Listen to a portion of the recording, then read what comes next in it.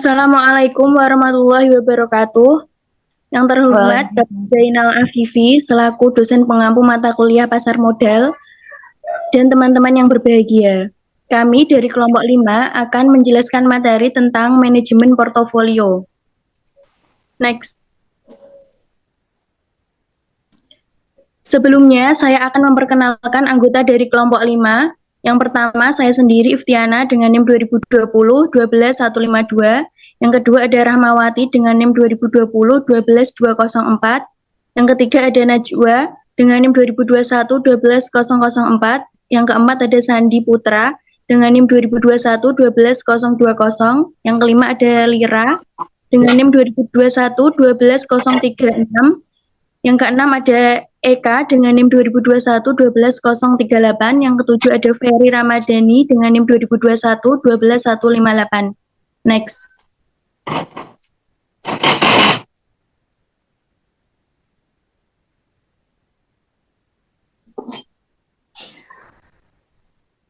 Manajemen portofolio adalah serangkaian kombinasi beberapa aktiva yang diinvestasikan dan dipegang oleh pemodal, baik perorangan maupun lembaga. Kombinasi aktiva tersebut bisa berupa aktiva real, aktiva finansial, ataupun keduanya. Seorang pemodal yang menginvestasikan dananya di pasar modal biasanya tidak hanya memilih satu alasan saja. Alasannya dengan melakukan kombinasi saham, pemodal bisa meraih retur yang optimal sekaligus akan memperkecil resiko melalui diversifikasi. Manajemen portofolio adalah suatu proses yang dilakukan oleh investor mengatur uangnya yang diinvestasikan dalam bentuk portofolio yang dibuatnya. Manajemen portofolio dipandang sebagai suatu proses sistematik yang dinamis. Karena manajemen portofolio dipandang sebagai suatu proses, maka dapat diaplikasikan kepada setiap investor atau manajer investasi.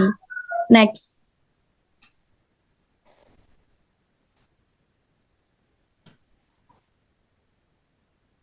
Untuk selanjutnya akan dijelaskan oleh teman saya. Selanjutnya yaitu tujuan manajemen portofolio. Keberadaan manajemen portofolio bisa membantu para investor untuk mencapai tujuan finansial jangka panjangnya serta membantu mereka untuk mengelola kebutuhan, likuiditas, dan toleransi risikonya. Kehadiran manajemen portofolio akan bisa memaksimalkan pendapatan investor berdasarkan income, simpanan, budget, serta lini masanya, sembari menekan risiko pasar. Makanya manajemen portofolio tidak akan bisa sama antara satu investor dengan investor yang lainnya.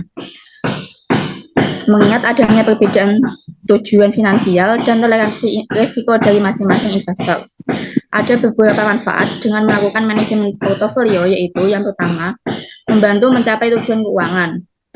Tentunya investasi yang kamu lakukan memiliki sebuah tujuan. Mencatat semua aset yang dimiliki secara manual pasti merepotkan, tetapi tidak lagi dengan portofolio investasi yang bisa dilihat kapan saja melalui smartphone. Pada akhirnya kita jadi bisa memperhitungkan apakah aset yang ada sekarang bisa tercapai dengan waktu yang telah ditentukan atau tidak. Yang kedua, memaksimalkan hasil investasi. Melalui manajemen portofolio yang baik, penanaman modal jadi bisa dilakukan dengan maksimal. Yang ketiga, meminimalkan risiko investasi. Melalui manajemen portofolio ini, setiap investor jadi bisa bergerak cepat ketika melihat adanya suatu masalah, baik masalah internal atau eksternal.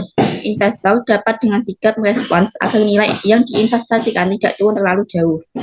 Yang ketiga, yang keempat, membuat kamu bisa melakukan keseimbangan kembali.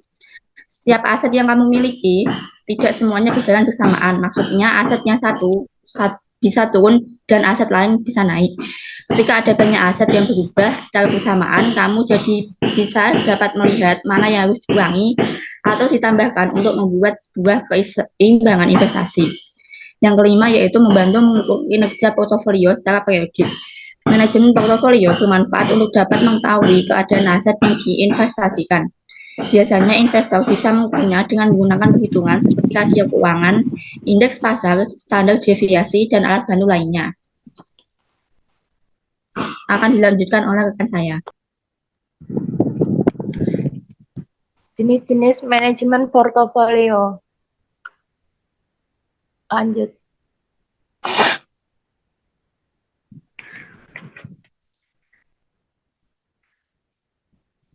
Yang pertama, manajemen portofolio aktif. Salah satu taktik manajemen portofolio yang biasanya melibatkan aktivitas jual beli atau trading yang cukup intens demi bisa mengungguli pasar.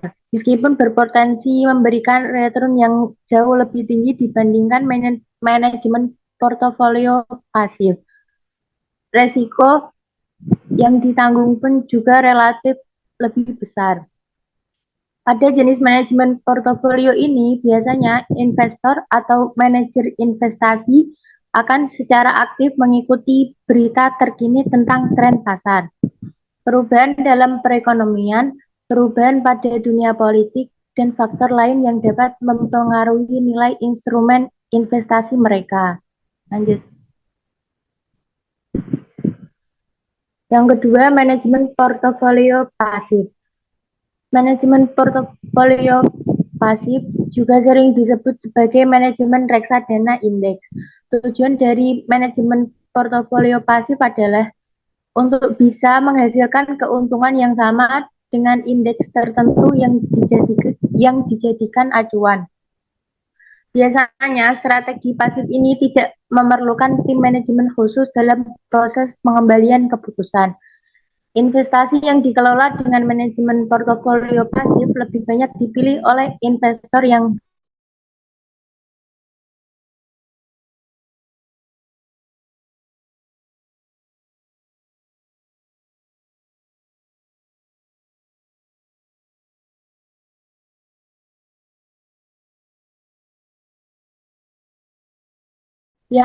diberikan pemilik dana kepada manajemen investasi. Terdapat dua jenis manajemen portofolio, yaitu bebas dan tidak bebas.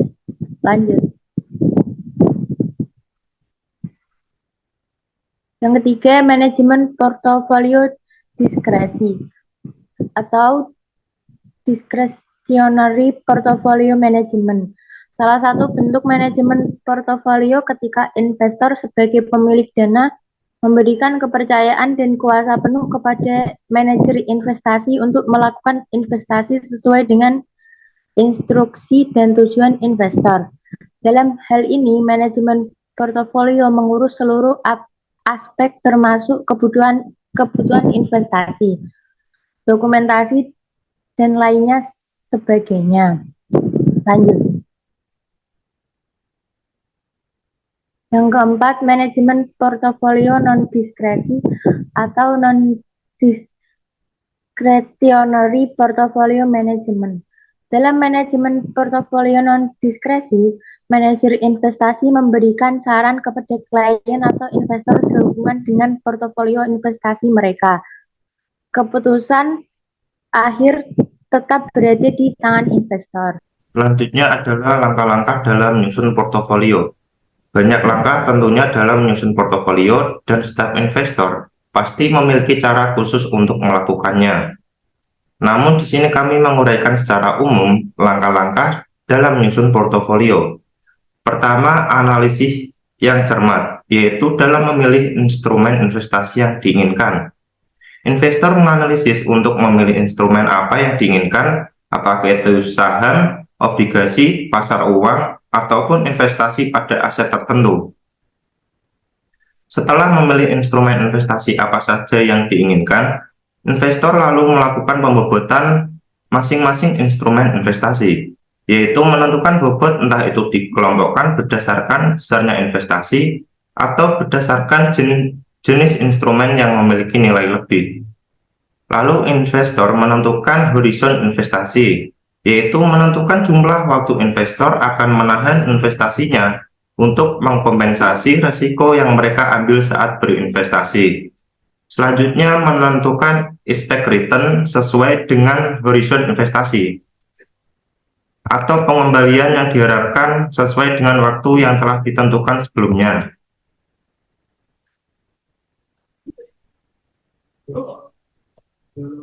Yang terakhir adalah perhitungan expected return rata-rata serta standar deviasi dari portofolionya.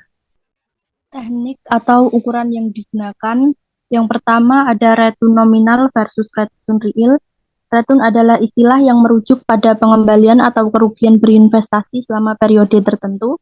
Return sendiri dapat dikategorikan ke dalam beberapa jenis. Berikut adalah beberapa jenis return yang umum diketahui para investor. Return nominal adalah return yang hanya mengukur perubahan nilai uang tetapi tidak mempertimbangkan tingkat daya beli dari nilai uang tersebut. Return sama dengan PT dikurangi PT minus 1 per PT minus 1 dengan keterangan R sama dengan return, PT sama dengan nilai investasi sekarang, PT minus 1 sama dengan nilai investasi periode lalu. Sedangkan return real adalah return yang disesuaikan dengan tingkat inflasi. Dengan rumus RIA sama dengan dalam kurung 1 plus R kurung tutup minus 1 per dalam kurung 1 plus IF kurung tutup. Dengan keterangan RIA sama dengan return disesuaikan dengan tingkat inflasi, R sama dengan return normal, IF sama dengan tingkat inflasi. Yang kedua ada return aritmatik dan return geometrik, di mana return aritmatik akan sama dengan return geometrik jika dan hanya jika besar return untuk setiap periode adalah sama, di mana mempunyai rumus return aritmatik yaitu RA sama dengan dalam kurung R1 plus R2 sampai Rn kurung tutup per N. Sedangkan untuk return geometrik mempunyai rumus RG sama dengan dalam kurung 1 plus R1 dalam kurung 1 plus R2 sampai 1 plus Rn dengan pangkat 1 per N minus 1. Selanjutnya ada ini adalah sama seperti menghitung internal of rate of return. IRR sama dengan I1 plus NPV1 per NPV1 dikurangi NPV2 dikali dalam kurung I1 minus I2 kurung tutup, mempunyai keterangan IRR adalah internal rate of return, I1 sama dengan suku bunga yang menghasilkan NPV positif, I2 sama dengan suku bunga yang menghasilkan NPV negatif, NPV1 sama dengan NPV positif, NPV2 sama dengan NPV negatif. Yang keempat ada risk adjusted return, di mana risk adjusted return adalah return atau imbal balik pada suatu instrumen investasi yang telah memperhitungkan terlebih dahulu resiko yang terdapat pada instrumen dalam menghasilkan return. Beberapa model perhitungan return sesuai resikonya ada reward to volatility atau Trenoy measure, ada reward to variability atau shape measure, Jensen alpha, pengukuran M2, rasio apresial. Untuk kendala manajemen portofolio dalam mengembangkan strategi dan kebijakan investasi adalah penting untuk mempertimbangkan faktor eksternal yang terkait dengan investasi portofolio yang dibentuk. Faktor-faktor tersebut adalah yang pertama ada faktor ekspektasi makro, yaitu faktor yang dapat mempengaruhi pasar modal. Yang kedua ada faktor makro, merupakan faktor yang harus dipertimbangkan meliputi faktor ekonomik, sosial, politik, dan sektor industri. Dan yang ketiga ada faktor ekonomik. Yang penting dipertimbangkan adalah tingkat suku bunga pasar yang akan terjadi karena suku bunga mempunyai hubungan terbaik signifikan dengan kinerja pasar modal. Next. Kendala faktor ekonomi lainnya yang perlu dipertimbangkan adalah inflasi. Inflasi perlu dipertimbangkan terutama untuk investasi berhorizon jangka panjang agar investasi portofolio di kemudian hari tidak kehilangan daya tariknya karena returnnya di bawah inflasi yang terjadi.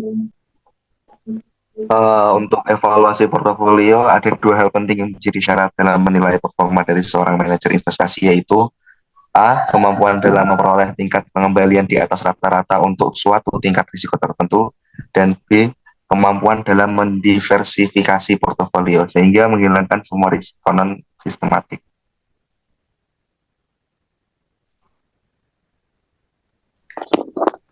Sekian presentasi dari kelompok kami mengenai manajemen portofolio. Semoga materi yang kami sampaikan dapat bermanfaat bagi kita semua. Apabila ada kesalahan dalam penyampaian materi, kami mohon maaf yang sebesar-besarnya. Wassalamualaikum warahmatullahi wabarakatuh.